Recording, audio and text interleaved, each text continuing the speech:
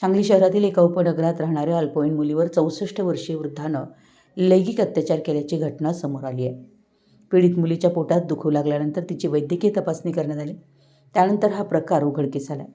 याची गंभीर दखल घेत विश्रामबाग पोलिसांनी संशयित वृद्ध सुधीर शामराव नाईक वय 64 सांगली याला अटक केली आहे. पोलिसांकडून मिळालेल्या माहितीनुसार संशयित वृद्ध नाईक हा आपल्या मुलासह राहत असून तो फिरून वाहन दुरुस्तीचं काम करतो. त्याच्या पत्नीचं 5 वर्षापूर्वी निधन झालं. काही कारणानं पीडित मुलीची त्याची ओळख झालेली होती आणि या ओळखीचा गैरफायदा घेत संशयित नाईक हा अधूनमधून घरी एकटे असताना पीडित मुलीला खाऊ देण्याचं आमिष दाखवून घरी बोलावून घेत होता. नोव्हेंबर-डिसेंबर 2025च्या सुमारास संशयित सुधीर नाईक यानं पीडित मुलीवर लैंगिक अत्याचार केला.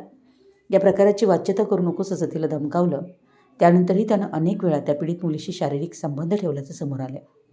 काल पीडित मुलीच्या पोटात दुखू लागल्यानं तिला हॉस्पिटलमध्ये दाखल करण्यात आलं. यावेळी ती 27 आठवड्यांची गर्भवती असल्याचं स्पष्ट झालं आहे. आपली मुलगी गर्भवती असल्याचं समोर येताच तिच्या पालकांना धक्का बसला. पालकांनी तिला विश्वासात घेऊन तिची चौकशी केल्यानंतर तिनं एकूणच घडलेला प्रकार सांगितला. यानंतर या घटनेची नोंद विश्रामबाग पोलीस ठाण्यात झाली आहे. पोलीस निरीक्षक सुधीर भालेराव यांनी घटनेचं गांभीर्य लक्षात घेऊन संशयित नाईक याचा शोध घेण्याचे आदेश पोलिसांना दिले. पोलीस ठाण्याकडील गुन्हे प्रकटीकरण शाखेनं अटक केली.